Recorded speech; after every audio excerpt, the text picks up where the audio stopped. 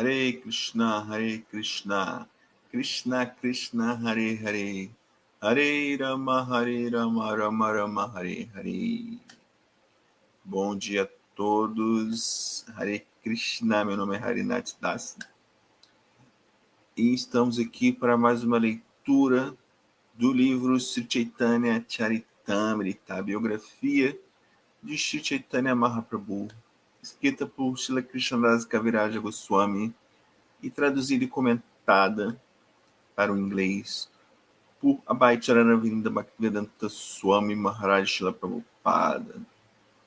Então, quero agradecer o convite feito pelo Prabhu Paravimadasa, que coordena esses projetos de leitura diárias do Srimad Bhagavatam e do Sri Chaitanya Charitamrita. Vamos conferir aí se está tudo ok, o som. Vamos lá. Haribol. Está tudo certo. Bom dia, Marcelo Magalhães, grande Vaishnava, Haribol.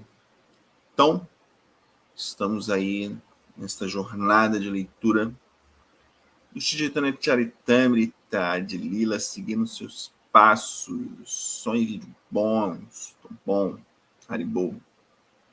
Então, antes de mais nada, quero oferecer minhas reverências, meu amado mestre espiritual, Srila Bhaktivinoda Vedanta Goswami Maharaj, meus amados mestres espirituais tutores, Abhay Charanavinda Bhaktivedanta Swami Maharaj, Srila Prabhupada de Bhakti Rakshasya Dev Goswami Maharaj. Om Agyananti Miranasya Agyananjana Shalakaya Chakshuru Meritando Janatas Maishi Gurave Namaha. Essa reverência a todos os Vaishnavas, sem o abrigo dos Vaishnavas, não temos nenhuma possibilidade de avanço, sucesso na vida espiritual. Vanchakalpatarubhyasya kripasindubhya vacha patitapa vanebhyo vaishnavibhyo namo namaha. Shri Krishna Chaitanya Prabhu Nityananda Shri Advaita Gadadhara Srivastava Gaura Bhaktavrinda Hare Krishna Krishna Krishna Hare Hare Hare Rama Rama Rama Hare Hare. Então, bom dia, Fernando Araújo, Haribol. Então, estamos aqui no Chaitanya Charitamrita, no capítulo 7, Adilila, primeira parte. Vamos ler hoje o verso 164, 164 desse capítulo, intitulado O Senhor Chaitanya em 5 aspectos, Panchatattva. Então, hoje estamos neste verso. O verso 164. Vamos ler aqui o verso que está aí na tela. Matura te pataila rupa sanatana duisenapati kala bhakti pracharana. Repetindo. Matura te pataila rupa sanatana duisenapati kala bhakti pracharana. Aqui nesse capítulo lemos os passatempos, né? Passatempo, quando Chaitanya Mahaprabhu, a pedido dos seus discípulos, seus devotos, ele vai esclarecer algumas controvérsias com os Mayavadas. Então foi todo aqui um discurso de Chaitanya Mahaprabhu que converteu muitos Mayavadis para o culto de Bhakti, o culto personalista. E aqui, finalizando o capítulo, Srila Krishnadas Kaviraja Goswami faz algumas considerações, né, sobre alguns tópicos. Hare Krishna. Então, vamos lá. Tradução das palavras. Matura-te, em direção a Matura. Pataila, enviado. Rupa Sanatana, os dois irmãos Rupa Goswami e Sanatana Goswami. Dui, ambos. Senapati, como comandantes-chefes. A tradução é interessante, né? E Pati é esposo, né? É marido. Senapati, como comandantes-chefes. É bem diferente essa tradução, né? Kaila, ele os fez. Bhakti, serviço devocional. Pracharana, para transmitir. Tradução literal. O Senhor Chaitanya enviou os 2 generais, Rupa Goswami e Sanatana Goswami, para Vrindavana, para pregar o culto Bhakti. Então vamos aqui aos comentários dados por Abhay Charanavinda Bhaktivedanta Swami Maharaj Srila Prabhupada Ki Jai. Quando Rupa e Sanatana vamos aqui abrir aqui o comentário.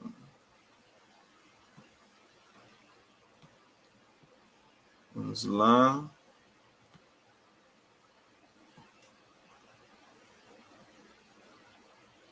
Haribol. Os comentários. Quando Rupa Goswami e Sanatana Goswami foram para Vrindavana, não havia um único templo. Haribol, Otávio Daniel, Haribol, Hare Krishna. Quando Rupa Goswami e Sanatana Goswami foram para Vrindavana, não havia um único templo.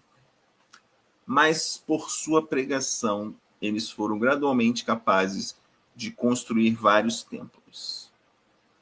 Sanatana Goswami construiu o templo de Madana Mohana.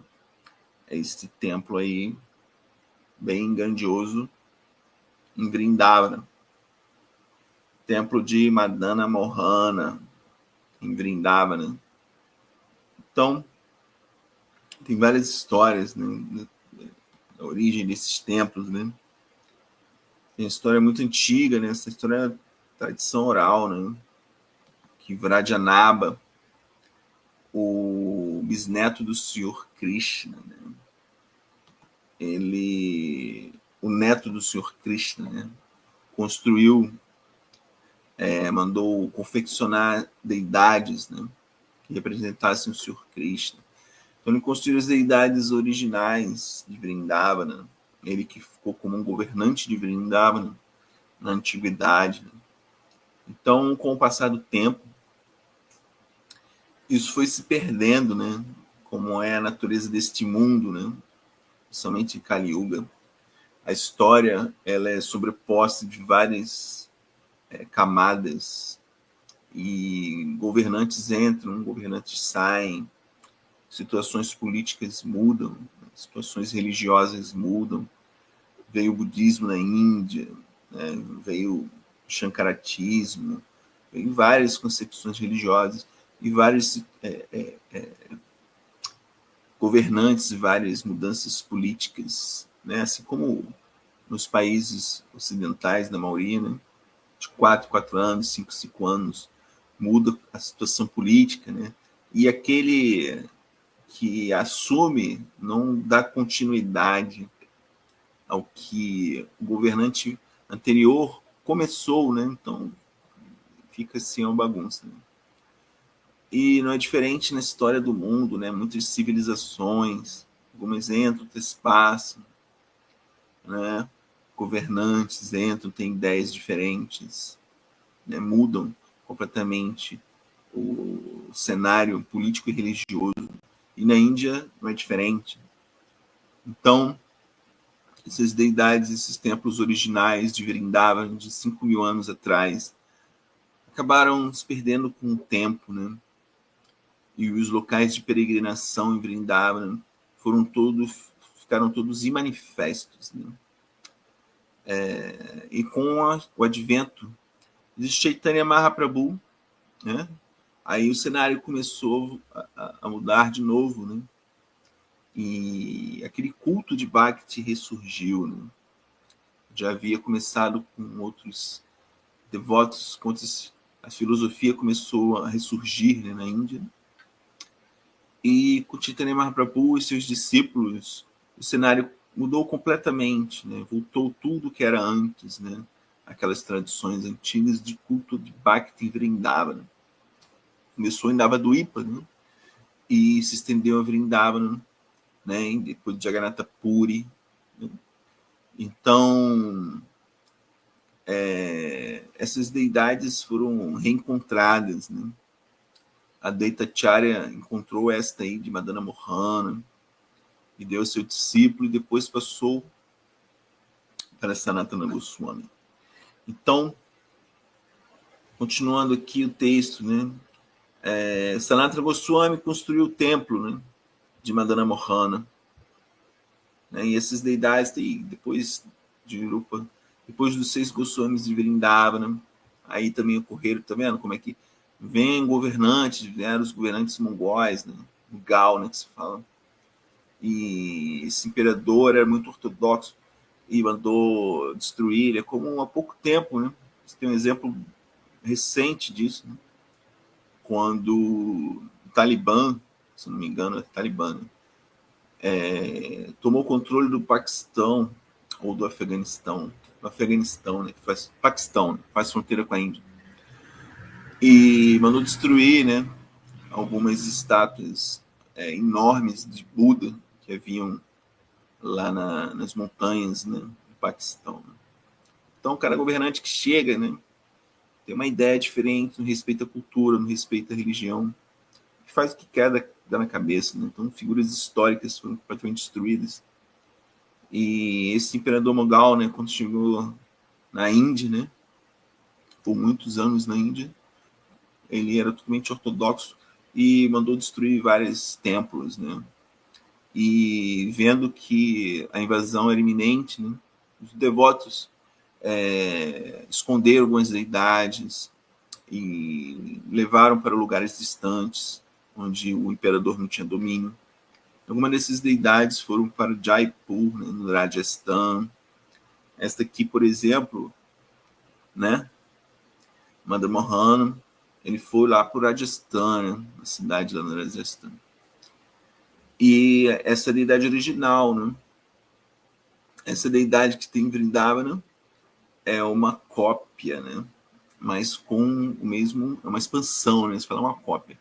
É uma expansão, né, então tem o mesmo valor espiritual, né. Então, Sanatana Goswami construiu o templo de Madana Mohana, né, e essa deidade que é original, que está lá em Rajasthan. E Rupa Goswami construiu o templo de Govindaji, né. Então, o templo de Govindaji também é a mesma coisa, né. As deidades tiradas da Govindaji, né, foram também transferidas para Jaipur, né. Então, foram construídos esses templos. Da mesma forma, seu sobrinho Diva Goswami construiu o templo de Irada Damodara, né. As deidades de Irada Damodara também foram para Jaipur, no Rajasthan, depois, mas elas voltaram, né. Essas deidades originais voltaram para Vrindavana. Então, Diva Goswami também construiu aqui a entrada do templo, né. São algumas entradas. A deidade muito famosa, né, muito querida em Vrindavana, né. Nesse templo foi onde Srila Prabhupada ficou algum tempo, né, residindo antes de vir para o Ocidente, né. Então ali ele teve muitas realizações com essas deidades, né. E ele tinha um quarto, até hoje tem esse quarto lá, separado, né. Srila Prabhupada ficou nesse quarto, no quarto desse templo, né, hospedado, né, residindo. Então, de Goswami construiu o templo de Irada Damodara. Srila Gopala Bhatta Goswami construiu o templo de Radharamana, também um templo muito querido para os devotos. Srila Lokanatha Goswami construiu o templo de Gokulananda, né, Radha Gokulananda. E Shyamananda Goswami construiu o templo de Shyamasundara, né, também um templo muito querido. Dessa forma, muitos templos foram gradualmente construídos. Para a pregação, Prabhupada diz, né, para a pregação, a construção de templos também é necessária. Os Goswamis não apenas se envolveram em escrever livros, mas também construíram templos, porque ambos são necessários para o trabalho de pregação, né? Com certeza, né? O templo, ele atrai, né? Porque nós pregamos, né? Os devotos, né? Os livros pregam Bhakti Yoga, né? Pregam culto a Radha Krishna, né? Pegam culto a Chaitanya Mahaprabhu, Nityananda Prabhu, pegam o culto de Bhakti, de serviço devocional aos pés de lótus do Senhor. Claro que nós podemos realizar em qualquer lugar que estejamos. Podemos estar no templo, podemos estar na rua, podemos estar em casa, podemos estar no céu, podemos estar no inferno, podemos estar numa cadeia, podemos estar em qualquer lugar, né? A prática do serviço devocional, ela não está restrita a tempo, lugar e circunstância, não está limitada a isso. Então, em qualquer lugar, em qualquer circunstância, podemos praticar o serviço devocional, né? Mas a associação com os devotos, né? Ela é mais proeminente. No templo, locais de peregrinação, o templo é um local de peregrinação. Então, ali reúnem diferentes almas, diferentes devotos e devotas, que ali podem trocar experiências, né? Experiências espirituais, né? E ali você pode se desenvolver, encontrar Gurudeva, encontrar sadhus, né? Grandes sábios santos, grandes Vaishnavas, né? Então o templo propicia isso, né? As deidades propiciam isso, existe toda uma atratividade. Ali você pode executar serviços em comunhão, né? Em comunhão com a fraternidade dos devotos. E isso aumenta a nossa fé, né? Parangurudeva diz, né? É como estar num campo de batalha, né? Você é um soldado no campo de batalha, né? Mas quando você vê os heróis do campo de batalha, você se sente entusiasmado, né? Entusiasmado. Existe um acréscimo de entusiasmo no seu serviço, né? Quando você vê que existem outros que da mesma forma praticam o mesmo método que você, né? E você vê que aqueles que avançaram no serviço, que avançaram, né, no cultivo do conhecimento espiritual, da fé espiritual, e você vê que é tangível. Você vê que o avanço espiritual é tangível, é mensurável, né? É palpável. Então você vê que não é só uma teoria. Você pode estar ali posto há anos aqui praticando, não tem avanço.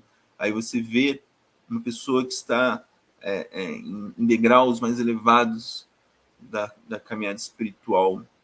E você toma aquela pessoa como exemplo, tá vendo? Não imitar, né? Mas como exemplo de entusiasmo, de prática espiritual. E você vê, tá vendo? Eu não faço isso, né? Talvez se eu fazer dessa forma, existe algum avanço, talvez algum aspecto esteja me travando na minha evolução espiritual. Então você vê alguns exemplos, né? E alguns depoimentos, né? Conversando, você vê que, caramba, olha só, é por isso que eu não estou avançando, estou travado nesse ponto, né? Então é muito enriquecedor a fraternidade entre os devotos, né? Então, continuando aqui, né? Os Goswamis não apenas se envolveram em escrever livros, mas também construíram templos, porque ambos são necessários para o trabalho de pregação. A pregação, então, é mais importante, né? Porque você consegue... O templo se torna um local onde as pessoas podem tomar conhecimento, né? Os devotos saem à rua pregando, né? Distribuindo livros, e atraem para o templo, onde é o cultivo da vida espiritual, né? Então, para aquele que está iniciando, né? Tanto para aquele que está iniciando, quanto aquele que está no meio do processo, como aqueles que já se realizaram, o templo é importante para todos, né? Continuando, Sri Chaitanya Mahaprabhu queria que o culto de seu movimento Sankirtan se espalhasse por todo o mundo. Agora, a Sociedade Internacional para a Consciência de Krishna assumiu, olha só que palavras tão fortes agora de Srila Prabhupada. Agora que a Sociedade Internacional para a Consciência de Krishna, a ISKCON, assumiu esta tarefa de pregar o culto do Senhor Chaitanya, seus membros não devem apenas construir templos em cada cidade e vila do globo, né? Como são feitos até hoje, né? Desde a época de Srila Prabhupada. A ISKCON está construindo o planetário védico em Mayapur, né? Uma coisa assim incrível, né? Seus membros não devem apenas construir templos em cara, aqui é quando a inauguração do templo de Shri Krishna Balaram Vrindavana, né? Com Srila Prabhupada e seus discípulos. Agora que a Sociedade Internacional para a Consciência de Krishna assumiu essa tarefa de pregar o culto do Senhor Chaitanya, seus membros não devem apenas construir templos em cada vila, cada cidade e vila do globo, mas também distribuir livros que já foram escritos e aumentar ainda mais o número de livros. Então, não só os que já foram escritos, né? Mas publicar mais, nunca parar de publicar, né? Aumentar ainda mais o número de livros. Tanto a distribuição de livros quanto a construção de templos devem continuar lado a lado, em linhas paralelas, né? O movimento para a consciência de Krishna, né? Ele iniciou assim, né? Srila Prabhupada, ele na Índia, né? Ele, quem leu o Prabhupada Lilamrita, não está escrito, né? Primeiro, ele sempre sobre as ordens do seu mestre espiritual, Srila Bhaktisiddhanta Sarasvati Thakura, né? Que fez tentativas de enviar discípulos ao Ocidente, né? Alguns discípulos sannyasis de Srila Bhaktisiddhanta foram para a Inglaterra, depois foram para a Alemanha, né? Mas não teve muito êxito na época, né? Então, Bhaktisiddhanta, ele pedia isso para todos os discípulos, né? Mas Srila Prabhupada, ele levou esta instrução muito a sério, né? Levou essa instrução muito a sério. Ele perguntou, né? Mandou carta para o seu guru, né? Como é que eu posso servi-lo? E Srila Bhaktisiddhanta respondeu: vá ao Ocidente, pregue nos países de língua inglesa, né? O culto de Chaitanya Mahaprabhu, o culto Bhakti Yoga, cante o Mahamantra Hare Krishna, distribua livros. E Srila Prabhupada levou isso muito a sério, né? Ficou até já era idoso, né? E ainda mantinha isso, né? Ele podia muito bem, como foi comentado aqui antes, né? Podia muito bem ter ficado lá no templo de Radha Damodara, né? Residindo, né? Cantando japa, praticando sexo devocional, mas ele resolveu vir para o Ocidente, né? E pregar o culto de Bhakti Yoga, né? Seguindo as instruções do seu mestre espiritual, né? Então, Prabhupada já trouxe para o Ocidente, né? Por volta de 140 livros que ele trouxe da Índia, foram impressos da Índia, e ele trouxe, né, exemplares do Srimad Bhagavatam, e trouxe para o Ocidente, para Nova York. Ele iniciou, né, vendendo alguns livros, arrecadando algum Lakshmi, né? E a história toda a história, né? Toda a história. Então, Srila Prabhupada começou inaugurando templos, pequenos templos, né? Luiz Rocha Goulart, Hare Krishna. Pequenos templos com uma lojinha, né? Presentes inigualáveis em Nova York, né? Um templo, né? Um pequeno templo, né? Depois, né? Srila Prabhupada conseguiu doações, né? Os livros começaram a ser publicados, começou a arrecadar Lakshmi, e foram construindo templos, né? Tanto templos urbanos quanto templos rurais, né? Seguindo o que Chaitanya Mahaprabhu já havia feito, né? Enviado os seus discípulos, né? Os Goswamis de Vrindavan, né, construíram templos, né, em Vrindavana. Esses templos estão lá até hoje, né, até hoje. E algumas deidades, como comentado, foram para Jaipur e outras cidades do Rajasthan.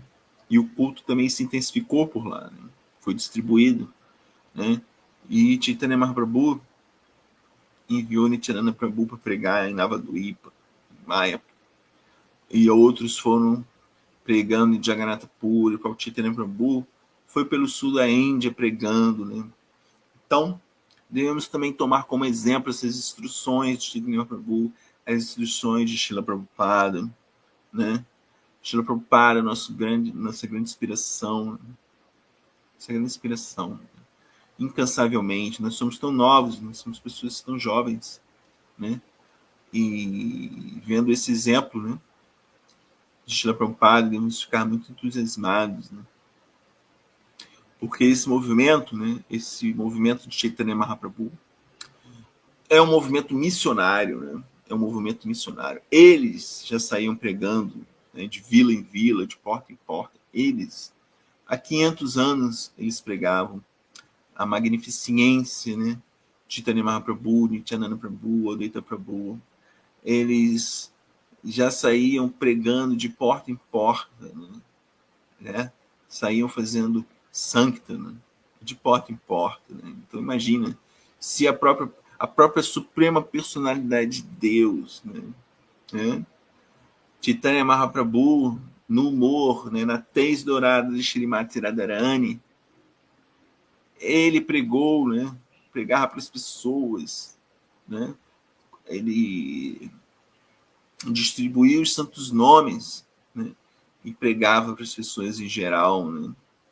Olha que coisa misericordiosa, né? A própria suprema personalidade de Deus, né, em Nityananda Prabhu, né, sua expansão, eles pregavam, né? Haridasa Thakura, né? Nossa, eles todos saíam para a rua e pregavam. E isso é incrível de se perceber, de se entender, né? Para nós é muito difícil entender, né? É muito transcendental isso, né? Porque eles, o próprio Deus, né? A própria suprema personalidade de Deus sai às ruas para pregar o culto de si mesmo, né? Por pura misericórdia, né?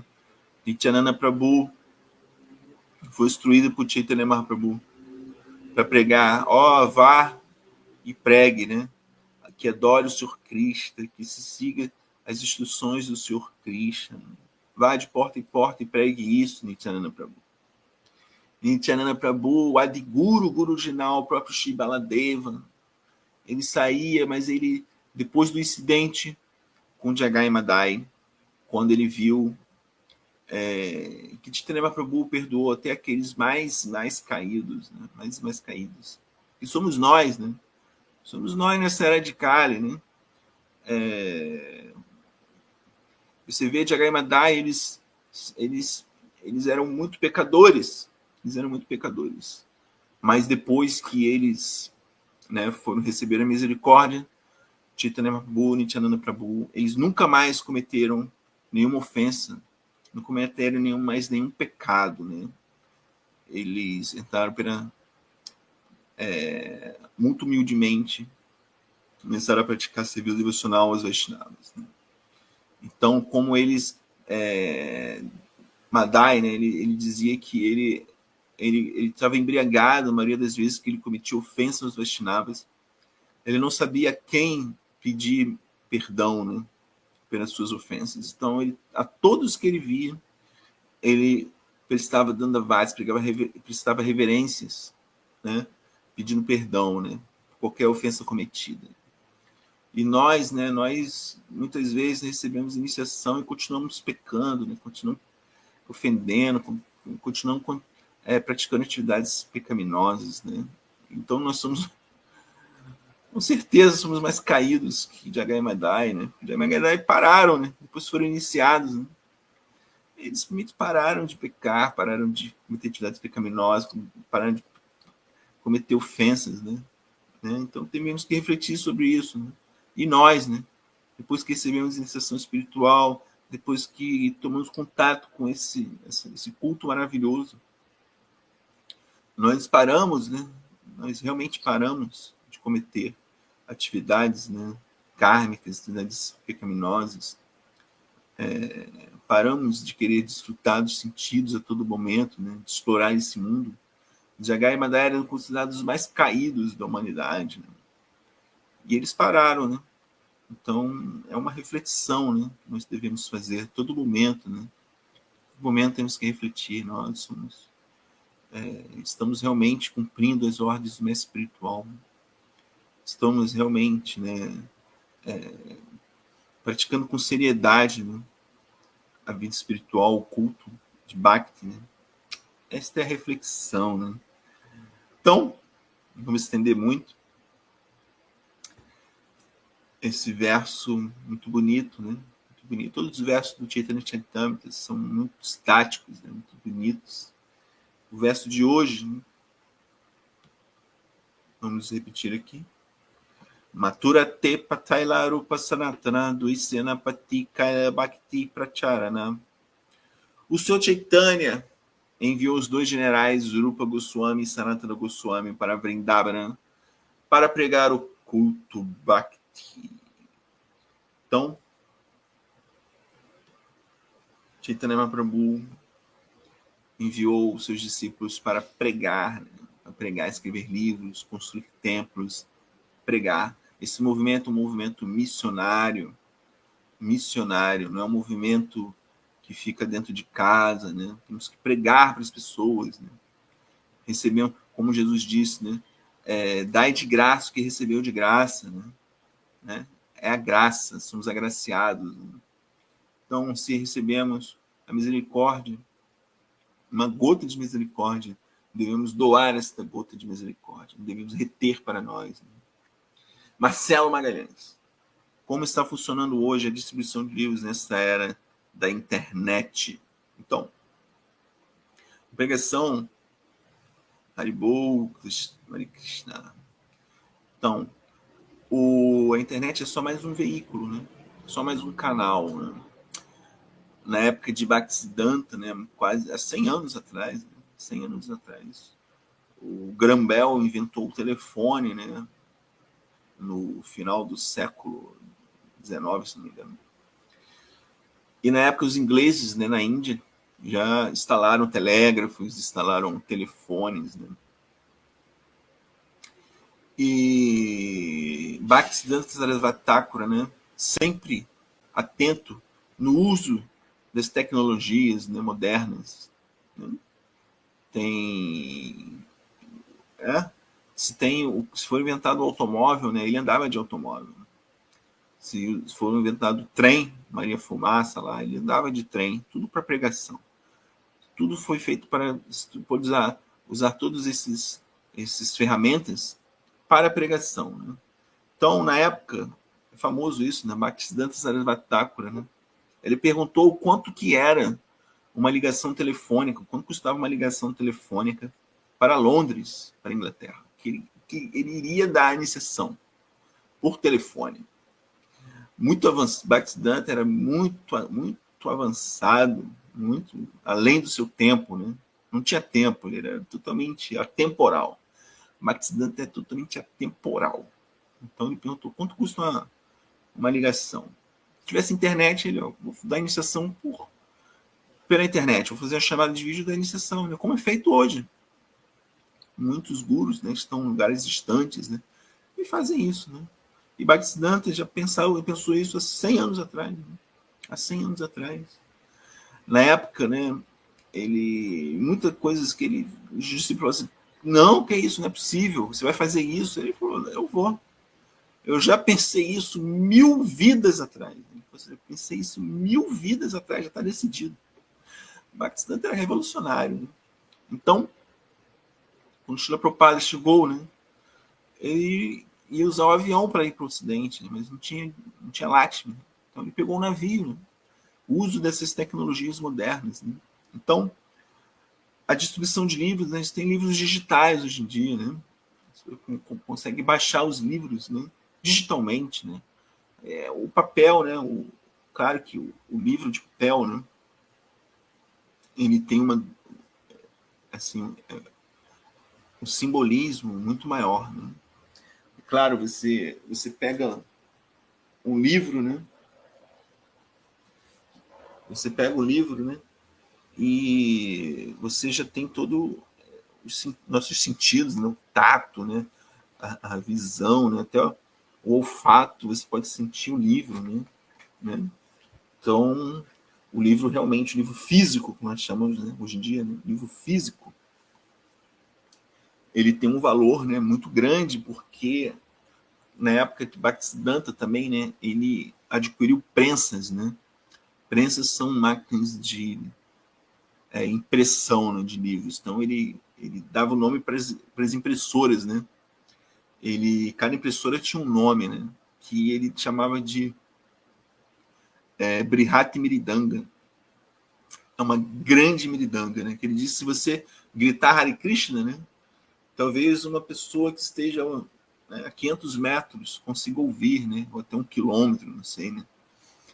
Mas o toque da meridanga, né, que ele dizia, não, você dá um toque na meridanga assim, né, talvez a pessoa ouça a alguma distância, né?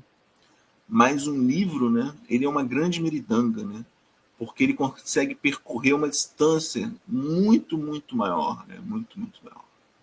Bhaktivinoda Thakura, no século XIX, enviou livros para as bibliotecas de Londres e dos Estados Unidos, né?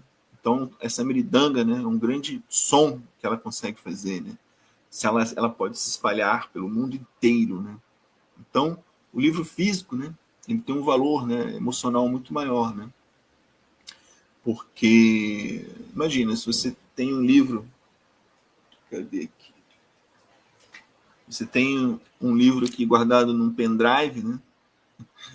Você tem um livro guardado num pendrive, você olha o pendrive e você não vê nada, né? Você vê plástico, né? Mas você vê um livro ali na prateleira, né? Poxa, é outra coisa, né? Mas tudo pode ser utilizado para pregação, né?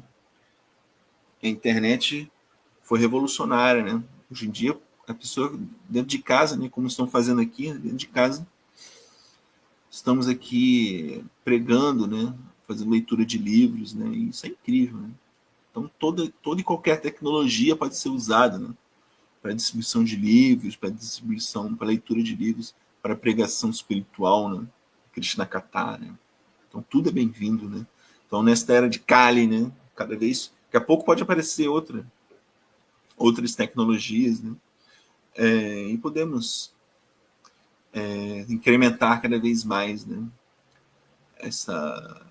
A pregação, a distribuição de livros, cantar de Santo Nome, Krishna Katha, né? Ainda não inventaram a tecnologia de distribuir praçada pela internet, né? Mas quem sabe um dia, né? Eles já estão inventando aí impressoras de alimentos, né? Impressoras 3D de alimentos, né? Quem sabe, né? Fernando Araújo, um bom exemplo. Eu me lembro uma vez em Pindamonhangaba, na porta de ônibus, no ponto de ônibus, um devoto que estava esperando o ônibus para Novo Bukula estava lendo o Bhagavad Gita. Estava lendo o Bhagavad Gita no livro físico ou no celular, né? Também pode ser, né? Então, todo e qualquer, né? Todo e qualquer. É o livro realmente, né? Se você tiver você vê uma pessoa assim com o celular no ponto de ônibus, né? Você sabe que ele pode estar vendo coisas ali esquisitíssimas, né? Pode estar vendo coisas esquisitíssimas, né? Ou pode estar lendo uma Bhagavad Gita, né? Mas se ele está com um livro, né? Uma pessoa logo vê. Ó, às vezes as pessoas ficam curiosas, né? Você está no trem, né? Lendo o livro, a pessoa olha. Eu olho, né? Quando a pessoa está lendo algum livro, eu tento ler o título, né? O que ela está lendo, né? E é interessante isso, né? O livro físico tem um valor assim mais considerável, né? Mais considerável, né? Então, reverência todos, todas as glórias, a Shila Prabhupada aqui, Jai. Então, hoje aqui no Templo Rio Bhakti Center, isso com Rio de Janeiro, temos palestra Bhagavad Gita, com Lokashaksi, Prabhu Lokashaksi. Então, venham todos, prestigiem os templos da ISKCON, os templos de Bhakti Yoga espalhados pelo mundo. Marcelo Magalhães, sem falar que o pendrive perde seus dados em poucas décadas e os papiros antigos de milênios estão até hoje vivos, com certeza. Com certeza. 30 anos, livro físico, muito mais, né? Muito mais. Nossa, eu tenho livros de... Aqui eu tenho um livro aqui, vou achar aqui agora. Mas é um Bhagavad Gita antigo, né? Bem antigo, mais de 60 anos, né? Do Roden, né? Do Roden, né? Acho que é o nome, essa tradução para o português. Os livros são muito antigos, né? Tem livros aí, né? Tem só uma curiosidade, né? O Dom Pedro II, ele era muito culto, né? Ele tinha uma biblioteca muito extensa, né? A biblioteca de Lisboa, né? Ela foi trazida para o Rio de Janeiro, né? O gabinete português de leitura fica ali no centro da cidade, é uma coisa belíssima, né? Eles ficaram com medo, fugiram com medo de Napoleão, né? A família real, e trouxeram a biblioteca inteira, né? E o Dom Pedro II, ele tinha na época, né? Está em São Paulo hoje em dia, no acervo, ele tinha algumas páginas do Mahabharata de 2000 anos, assim, esse folha de bananeira, não sei como é que é, mas era uma coisa assim muito antiga, um Mahabharata de 2000 anos, né? Que com certeza eles lá pegaram na Índia, né? Os ocidentais chegavam na Índia, né, e pegavam tudo, né? Então, os livros físicos duram muito, né? Tem uns livros antigos, né? Os Vedas são bem antigos, né? Escrito em madeira, pedaços de madeira. Então é isso, gente. Vamos lá.